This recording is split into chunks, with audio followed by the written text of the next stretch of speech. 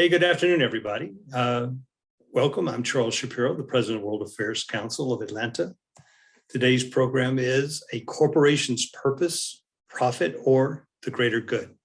It's brought to you by the corporate members of the World Affairs Council of Atlanta, including UPS, the Coca-Cola Company, Truist, Crawford and Company, and the Home Depot, all of whom are signatories of the Statement of Purpose from the Business Roundtable, and also brought to you by the Robinson College of Business at Georgia State University.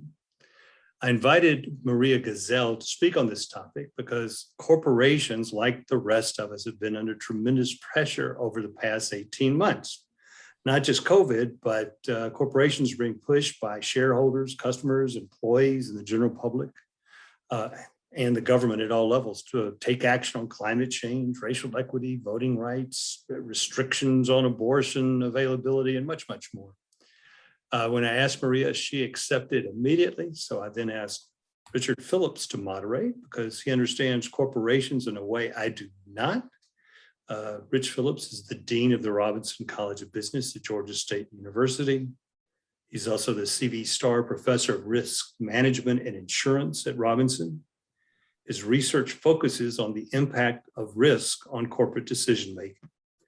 Rich Phillips is a native of Minnesota with a BS in mathematics from the University of Minnesota and doctoral and master's degrees in managerial economics from the Wharton School.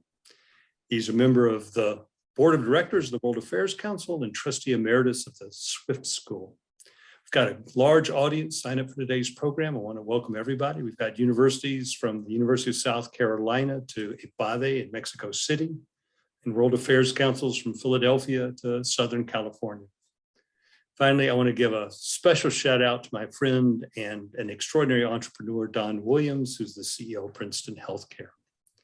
In about 30 minutes, we'll take questions from the audience. If you look at the bottom of your Zoom screen, you'll see it says Q&A. Please submit your questions. Click on that, and one of the things that says question will drop down, and use that to ask your questions, and use your name. Please don't submit them anonymously or I won't ask your question. Be kind to me, make your questions short also. Rich, I'm going to turn this over to you. Great. Thank you, Charles, and thank you for arranging this today. I'm excited to be here, and let me introduce Maria Ghazal. Maria is the Senior Vice President and Counsel for the Business Roundtable, where she's been for the last 16 years. She was promoted to the role of Senior Vice President in 2017, where she directs the strategic initiatives for the Council, and she oversees policy development for the Council. Prior to that, she was the General Counsel at the Business Roundtable. Maria has an undergraduate degree from Bates College in Maine, and her law degree is from American University in Washington, D.C. So, Maria, thank you for joining us today. Thank you. Happy to be here. Thanks. So let's talk about the statement of purpose of a corporation today. But before we do that, could you tell us just a little bit about the Business Roundtable? I'm not sure everybody knows what the Business Roundtable is and the mission and what you all do. And they're probably more familiar with something like the U.S. Chamber of Commerce or the National Association of Manufacturers, but tell us a little bit about the Business Roundtable. Sure. And again, thank you for inviting me. It's really a pleasure. So Business Roundtable is it's a membership organization in Washington. We exclusively represent chief executive officers of really America's leading companies. And these CEO members, we estimate together, they have over 20 million employees, more than 9 trillion in annual revenues. There's about 230 CEOs who are members right now.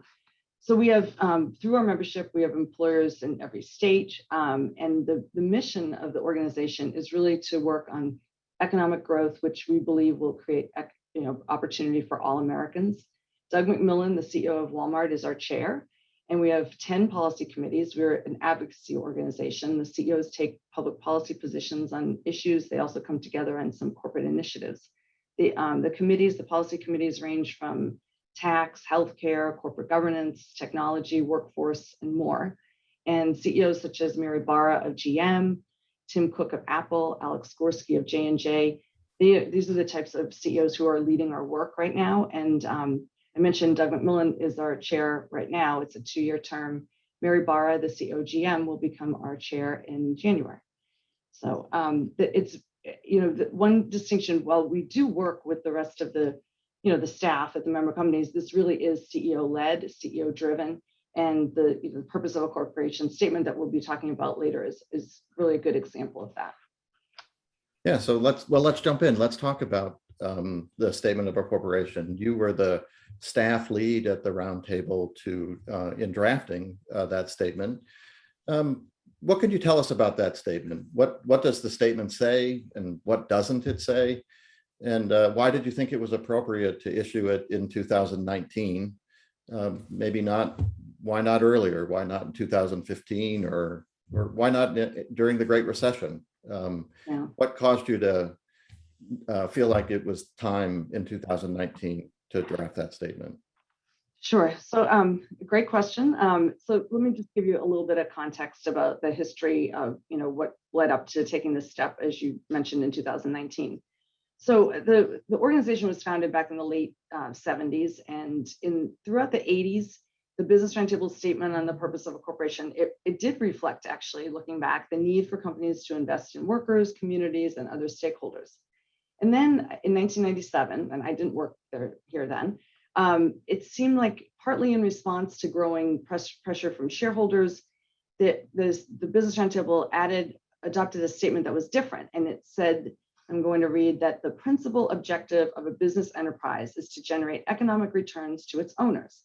And that language was reaffirmed several times, and most recently in 2016 through other documents that we have. So you fast forward to years later, and Jamie Dimon, the CEO of JP Morgan Chase, who was our then chairman, and many of us working at Business Roundtable, we began to hear from corporate critics, really, about the 1997 language. One would say, well, the language was, the beginning of the end of capitalism. We actually had someone say that to us. We thought that was somewhat of an overstatement, but the more we looked at it, the more we started to say, words do matter. And our words are suggesting that companies should only care about their shareholders. And that's actually, we didn't think that was what our members wanted to say. So we began a process of interviewing many corporate governance experts on the implication of our language, of what we were saying then. And most importantly, we began a process of interviewing our CEOs, our own members. And the feedback we would get consistently was, of course, I want to, and I need to generate value for my shareholders, but I also believe that my role is to be a good employer, to be a good member of the community. And then some, CEOs said that they started to tell us taking care of all of the company's stakeholders was really common sense and the best way to run the company. We had others say, I'm a customer first company. If we don't have our customers, then how, are we going to be able to do better things for the community, for employees, and ultimately for shareholders? So with all that information, we started a process led by Alex Gorski, the CEO of Johnson & Johnson, who is the lead and continues to be of our corporate governance committee. We began discussing new language, and we ultimately did settle, and the CEOs adopted the statement in August of 2019. We call it, informally in the organization, the and formulation.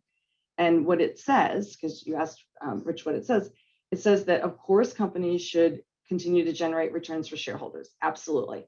But they should also stay focused on their customers, invest in their workers and the communities in which they operate, and treat their suppliers fairly, ethically, because really to be successful, durable, and return value to shareholders, to actually do what you need to do, you do need to consider a wide range of interests of those stakeholders and meet their fair expectations. Because in the long run, the interests of the stakeholders are they're inseparable, because if you don't invest in your workers, your communities, the customers, then how will you, be a successful company for the long-term shareholder?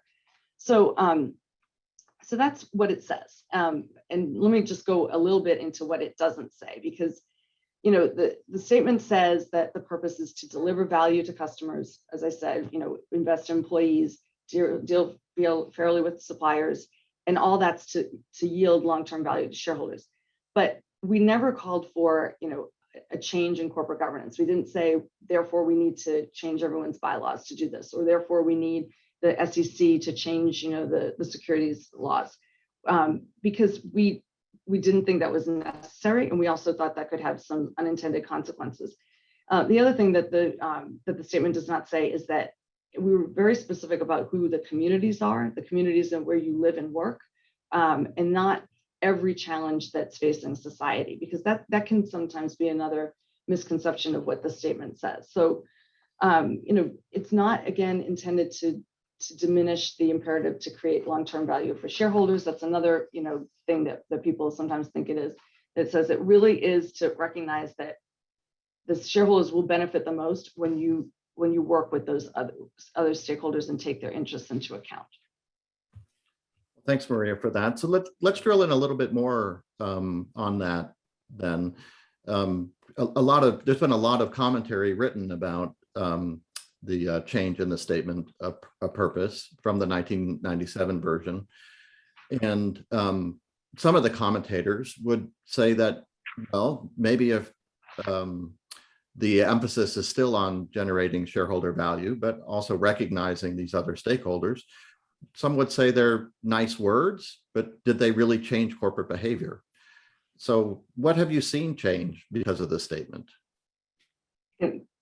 Well, that's another good question, because we do get that a lot. So when we released the statement, I'm not sure, just we did receive tens of thousands of media mentions. There was a lot of attention focused on this, and numerous politicians weighed in. We had, it got some worldwide attention because there was really, I think, a pent-up demand to have this conversation. The Wall Street Journal, talked about it several times, and not everyone agreed with it. As you can imagine, we have welcomed the debate. Our members have welcomed the debate. Absolutely, there's room for principled disagreement on the issues. And just to, on the one hand, we heard from some on the right that shareholder primacy is the only way to run a company, and that's, there's no denying that. On the other hand, some on the left, just to, sort of generalize, they've said, well, the statement's good, we welcome it, but you really should be doing more, because it really should mean the corporations have an obligation to fix every problem, solve every problem that society is facing. And our own view is that, companies absolutely should be contributing positively to society, but the best way to do that is by actually doing what you do. If you produce a valuable good, if you provide a valuable service, that's what you should do first and foremost, your own individual purpose. And then to be successful doing that, you should focus on your customers, treat your employees fairly, treat them well, and be a responsible member of your community. And, as far as, what's the test, is it just words, or, how do we show it? Even before the pandemic, so the statement was signed in August of 2019. So we had about 7 months or so until the world changed dramatically. Even before that, many of our companies were already making substantial investments in worker training. They were increasing wages on their own. They were expanding benefits. They were focusing on the communities in which they operate. And then, of course, we had the crisis, both the health and the economic crisis that hit.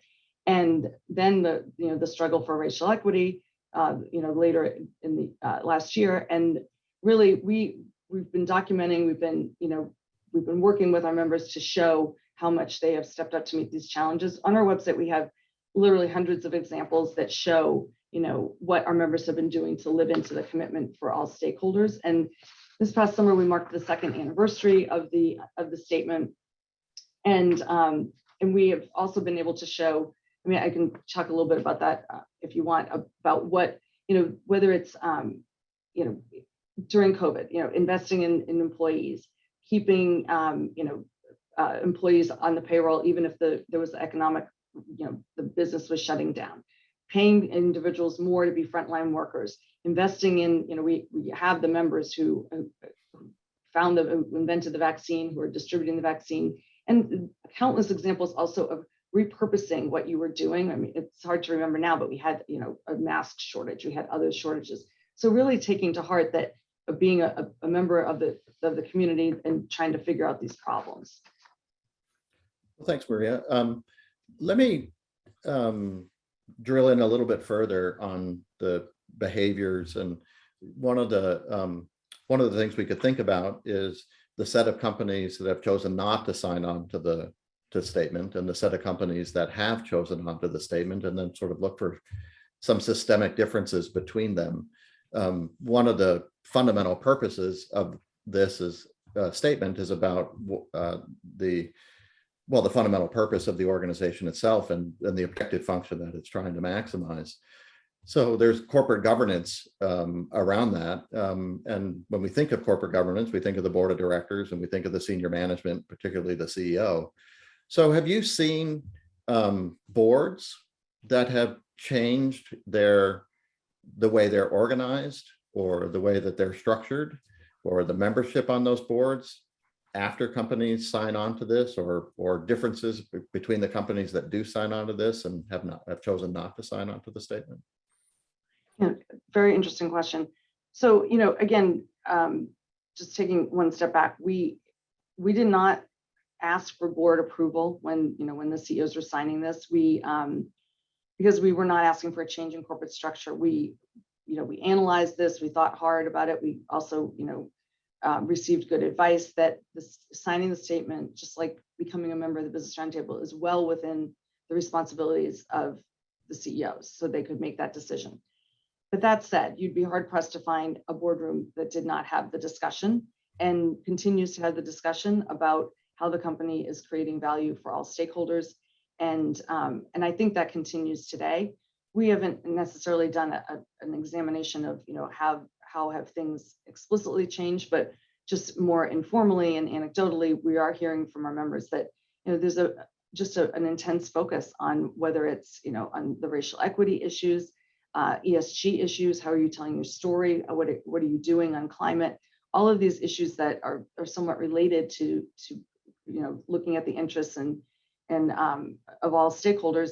They're all pretty much related. And I think that the statement was recognition that this is the way the CEOs want to lead their companies and challenge themselves to do more. So I think that we will be seeing and hearing even more of a collaboration with boards, that this is the way to lead. Mm-hmm.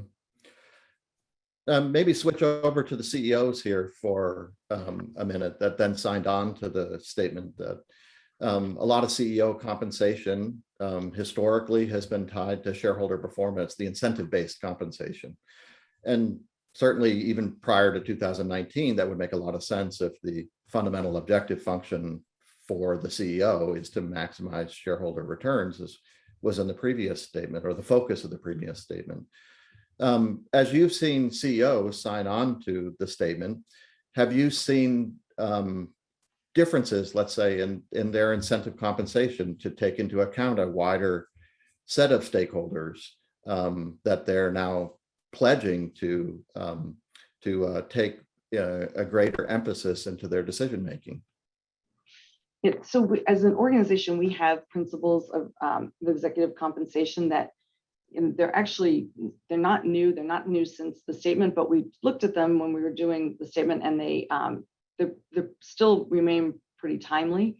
I would say that I think increasingly there is recognition of how to look at all of these other issues, because of the recognition that doing looking at that, you're managing the company for the long term. That's what you're trying to do. And if you don't have a successful workforce or customers who want to come back, then obviously the shareholders, the long-term shareholder, will be the one ultimately to lose out. I think that as far as what else the companies are looking at, the other thing, because a lot of this is actually about long-termism over short-termism, and unfortunately there continues to be a pressure to whether it's it's the quarterly earnings guidance. We came out a few years ago with a statement saying that we thought it was a better practice, and CEOs wanted to say this together, better practice to move away from quarterly earnings guidance, because looking at things in the short term, it's much harder to put an and between those stakeholders. It's instead the argument that they can be pitted against each other gains some steam, because you are not looking at things on the longer term, because these investments do take the longer term, whether it's in worker training or in redoing some of your functions. So so all of those issues, I think, are things that you're right, will be an outgrowth of the statement and continue to be things that will be looked at. Let's talk about the signing of the statement itself. You mentioned that you engaged a lot of experts in corporate governance. Your team wrote the draft statement and then circulated it amongst the CEOs. How long did it take to go from first draft to the statement that was finally published? Was that an easy path and quick agreement about what it should say, or was that a lot of iteration back and forth? I'm just curious what that was like. Yeah. Well, it's become a blur in a way now, because so many things have happened since 2019 and 18. But I mean, again, the CEOs drive the organization. I mean, they initiated the process. They sent, they wanted to get the expert advice. We had a whole, game plan on that. And, by the time we showed the language, there was a pretty good degree of consensus about the direction that we wanted to go into. And, we worked directly with the CEOs. There was less, I would say, wordsmithing than when we're trying to do a comment letter to the SEC and we're at the staff level. So it's like, I think they felt more what they, and it was a much more like collegial way to put the wording together.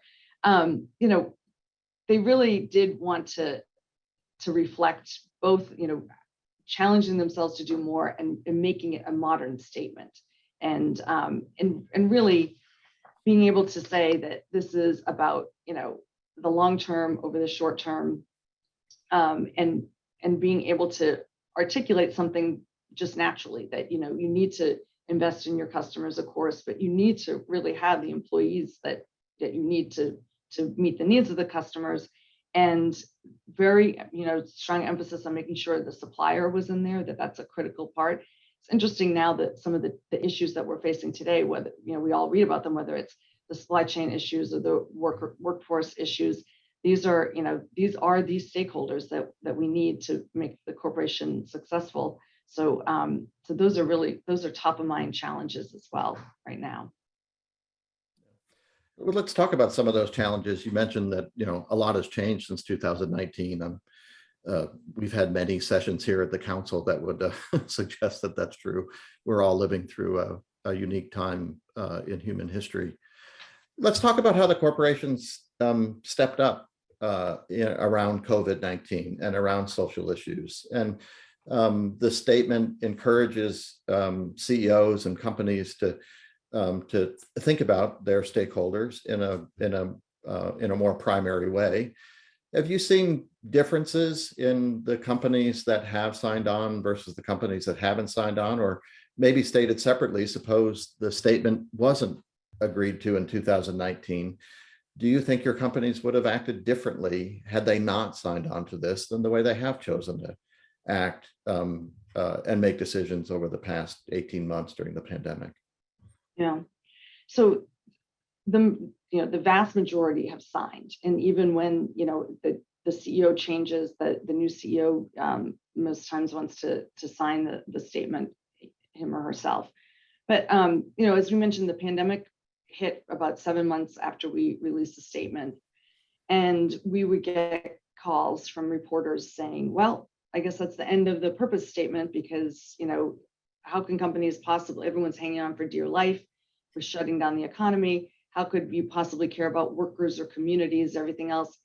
And as we all know, I mean, not that we're not living in it now, but it was particularly scary when we had so much of the unknown then. And, so the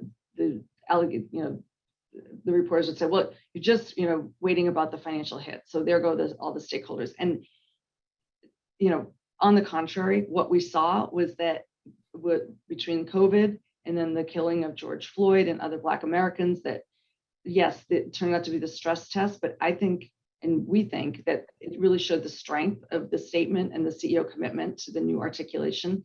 I don't know, I mean, would they have still reacted the same way? I think it was much more top of mind, because we talk about this all the time, and signing something always makes a difference. We do not often ask people, our members to sign things. So, 2 years after the statement was released, company after company has upheld their commitment to work for the benefit of all stakeholders. We saw, as I said, that even before the statement hit, we saw, increasing wages, calling for an increase in the federal minimum wage, calling for new paid family medical leave. And then right when the COVID hit, companies delivering bonuses and raises to particularly to frontline workers, supporting their communities, retooling operations, all of those things we saw and we documented. And some of it was philanthropic, some of it was much more, how to help within their own companies as well. And then the other thing that I think folks may find interesting is, we had how many COVID relief packages that Congress passed during that period. And we are an advocacy organization. We took policy positions. The first and foremost position that we took was to press policymakers that they need to assist individuals and small businesses, because we saw what was happening to the supply chain. And I think that was a good example of looking at that supply chain stakeholder and saying, their interests are really critical right now. Let's press. And those were one of the first things that we would talk about in our advocacy efforts. And then, moving on to what happened with the racial equity and justice debate here. Immediately after, George Floyd killing, our chairman, Doug McMillan, he's established a special committee of our board to both develop policy proposals that we should look into advocating for. And then also we spent almost 6 months, or all summer, I guess, not quite 6 months, looking at what are some corporate initiatives that we can do together. So we worked on things in healthcare and workforce, on finance, areas that we had not necessarily worked on before. And we put together, and we'll be we'll be marking the 1-year anniversary of putting out these commitments next week. And we'll be showing what progress we've made. But the power of coming together, we continue to have, routine. This is top of mind. This is a top priority. What can we do as the business community, particularly on the focus on closing the racial wealth gap? So whether it's, looking at the banking issues and why, systemic, what have some of the systemic racism issues resulted in? Here we are in 2021, and what can companies together do individually and together? So we've made those commitments, and I think all of that is really an outgrowth. And again, it's hard to say. I mean, who could have, predicted COVID? But it's hard to say. But I do think that the mindset of the members is very much focused on the stakeholders when all of this happened.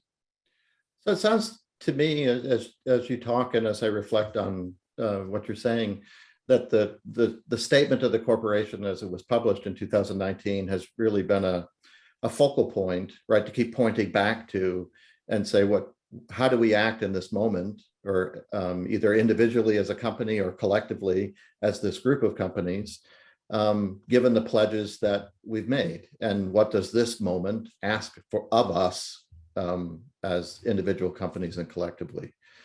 As you think about the journey we've been on over the last 2 years since the statement was signed, and the 18 months that we've been in the global pandemic, as you keep reflecting on the statement, has it aged well? Does it need further adjustments going forward? Have we learned anything during this moment that would say that the statement needs to be different, or no, it's rock solid, and we're excited to keep applying it in the areas where we think it needs to be applied? We do think it's aged well. I mean, it's a good question. It's only been 2 years, of course, but we do think it's aged well. We think those are the right stakeholders.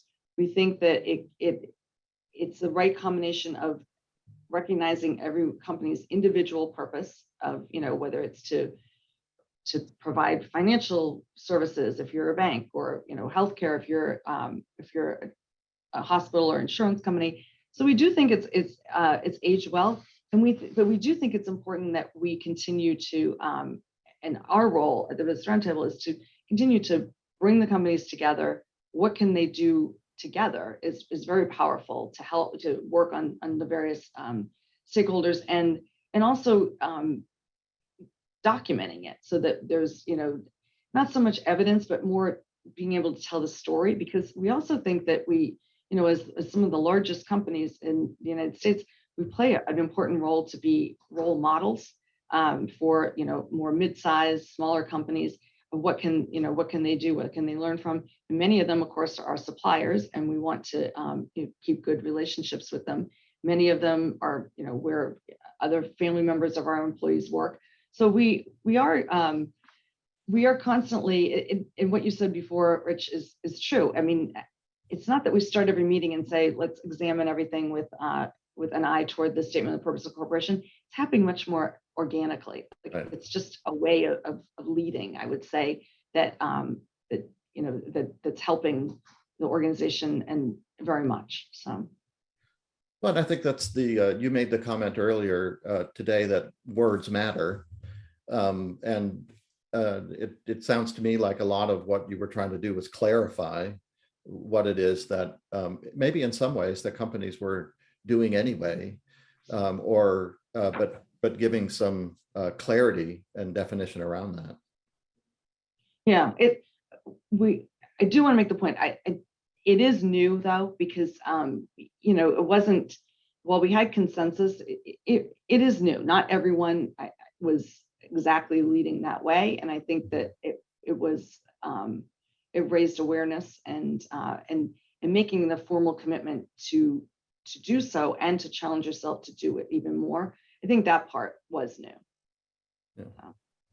Well, thank you. I see Charles is back on. We must be to the Q&A portion of the session.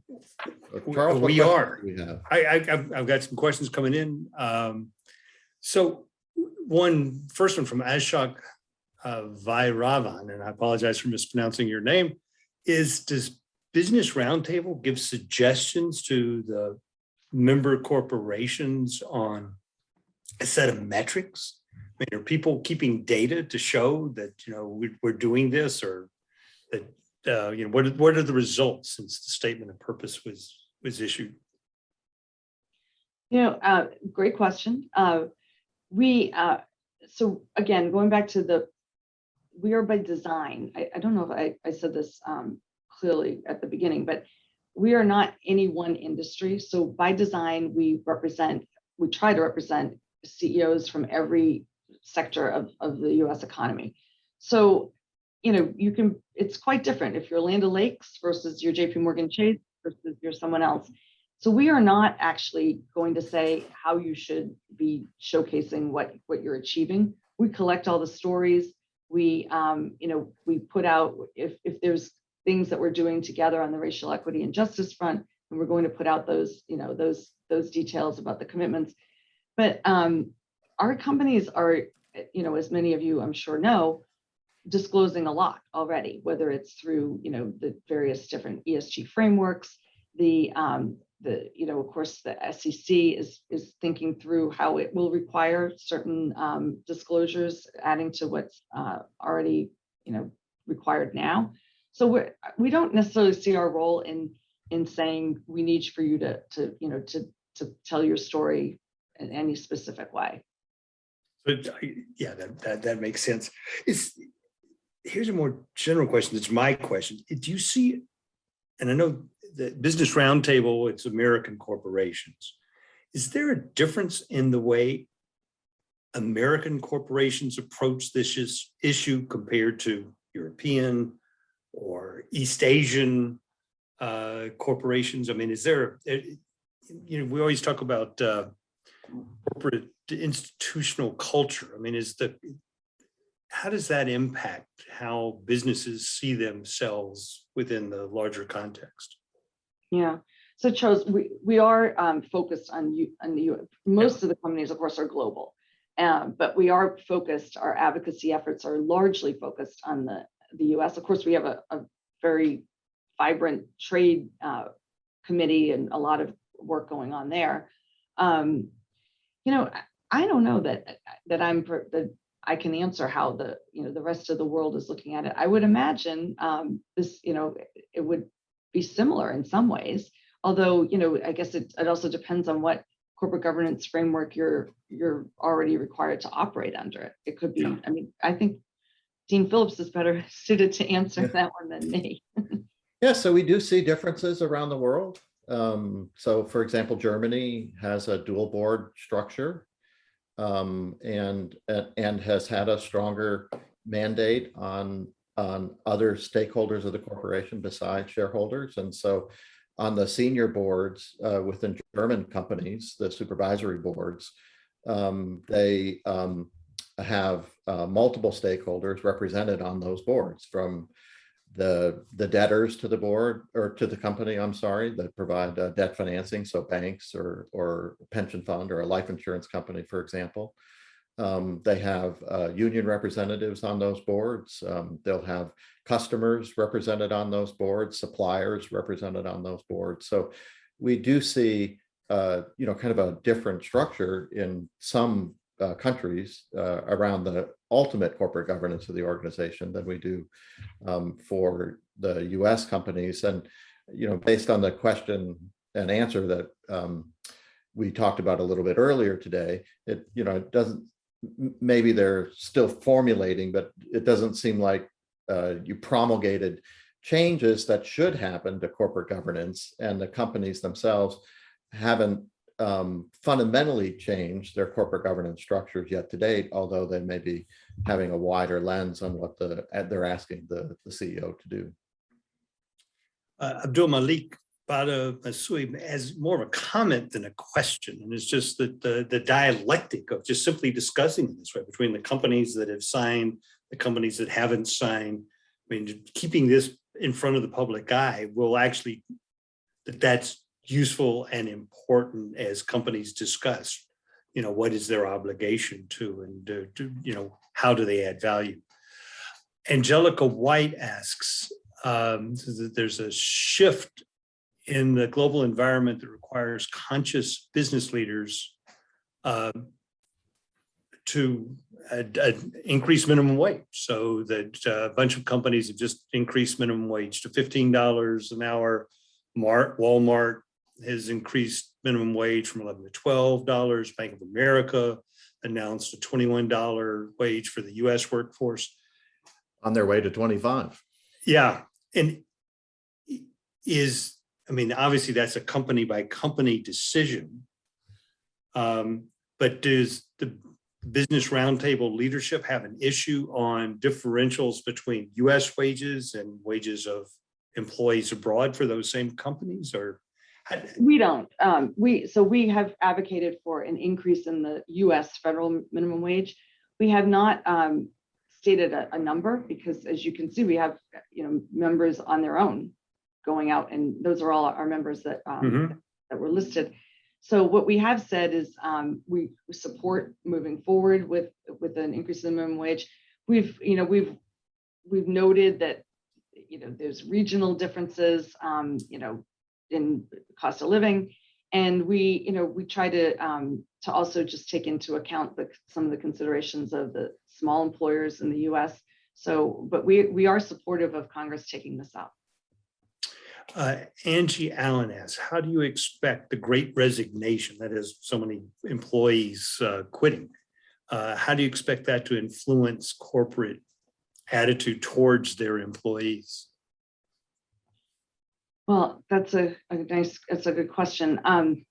You know, I already see, you know, the employees are for many companies, the most valuable asset, right? That we hear this repeatedly with our CEOs, with other business leaders.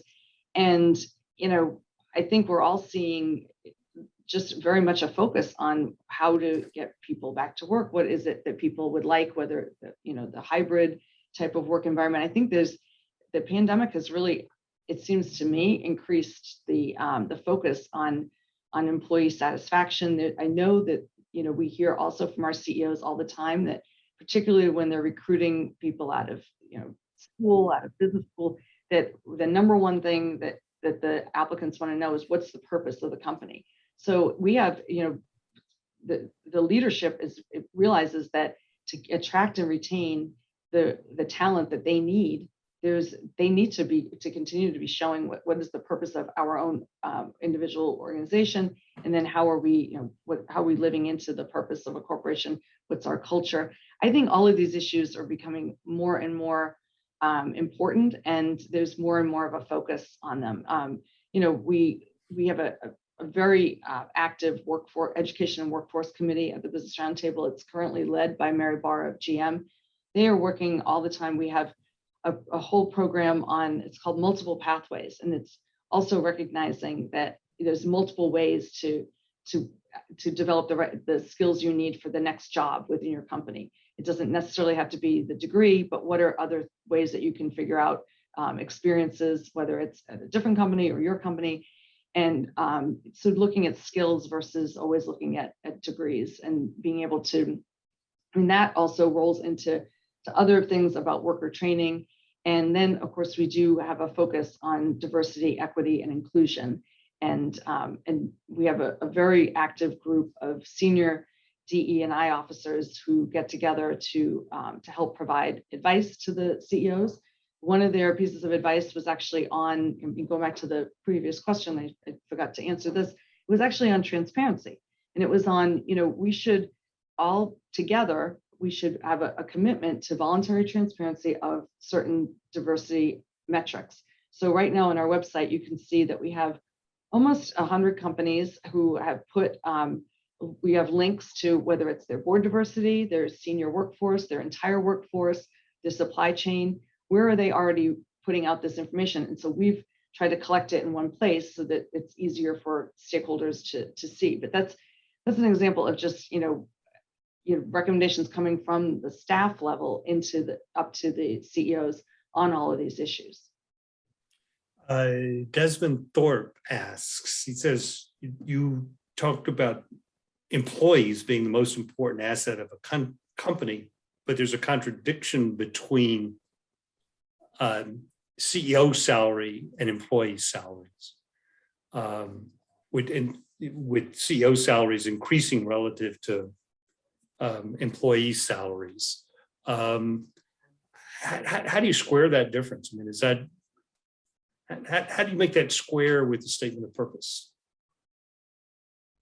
Well, the statement on the purpose of corporation, let's look at workers, let's look at employees, and how are you treating employees? How are you providing room to have increased training? How is there opportunity within the company to be promoted? What are the benefits that you're offering in order that someone feels valued and feels that they're contributing and they want to stay?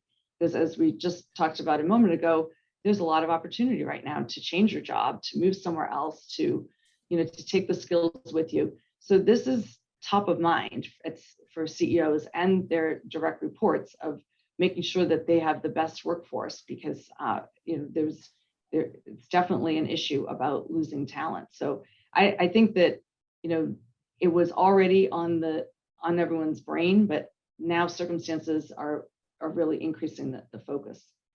So Charles, let me also add that this is the sort of the crux of the debate here in some sense, right? Because we have the Great Resignation, which is impacting lots of companies in lots of different industries, perhaps across the entire economy. And that is putting top of mind, as Maria said, all CEOs on, do we have the right people, and are we creating the right culture, the right environment to retain our best and attract what we need in order to take advantage of the opportunities that are in the marketplace today. And so the question is the focus on the employee stakeholder a result of the statement of purpose of the organization, or just fundamental economics driving that same focus? Yeah, clearly.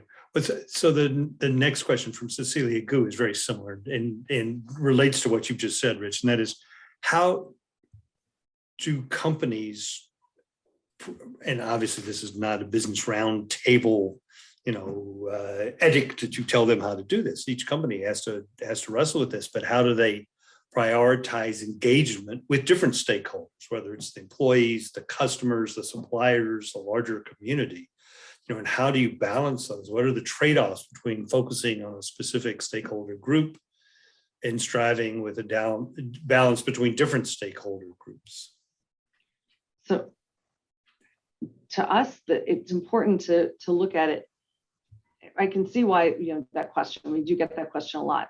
We put "and" in between each of the stakeholders, but the more important thing to remember is this is really about long-termism versus short-termism. So if in the long term, you're looking ahead and saying, we want this company to be viable, to be successful, to be durable in the long term, the short term, we need to focus on employees right now because of this reason. We need to focus on our communities because we're in the middle of a pandemic. We need to, the supply chain, that attention to the different stakeholders won't matter as so much in the long term, because all of those things will be things that you need to do. Otherwise, you won't meet the expectations of the long-term shareholders. So we really think that instead of focusing on the, how do you, does it pit stakeholders against each other? If you look at it as long-term versus short-term. So the purpose of a corporation statement is really about the long term, and the short term are all the pressures that we all are under, every day. That's great. This is my question. I mean, I hear people talking about conscious capitalism.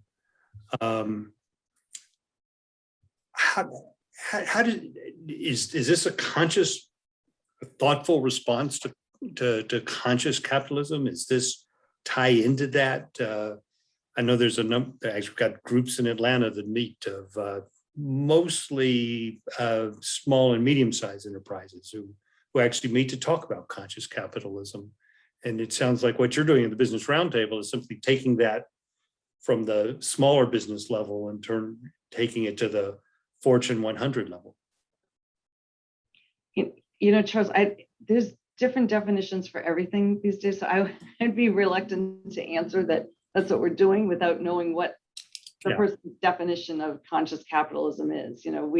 There's benefit corporations, there's stakeholder capitalism. There's a lot of different words, and people use them interchangeably sometimes. So I just like to stick with the words on our piece of paper. Okay. And my final question here, and that is, has the IT sector, the new companies that are growing so quickly, the unicorns, have they embraced this in the way that Ford and UPS, companies with a long history and a long history of community engagement, are they embracing it with the same speed as the older, more established companies? It seems like it. Just, from I looked at the website before I came on.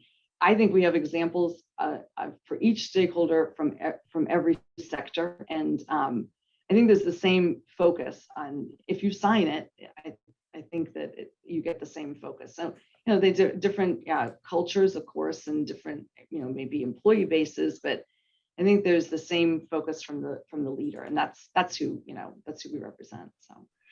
Maria, I want to thank you. We've been grilling you, Rich first, and then me with the audience questions. We've been grilling you for almost an hour now. I want to thank you so much for taking this on and talking to us and helping us understand how the CEOs of the largest and most important businesses in America, which is $9 trillion in revenue, are looking at the world differently. And I think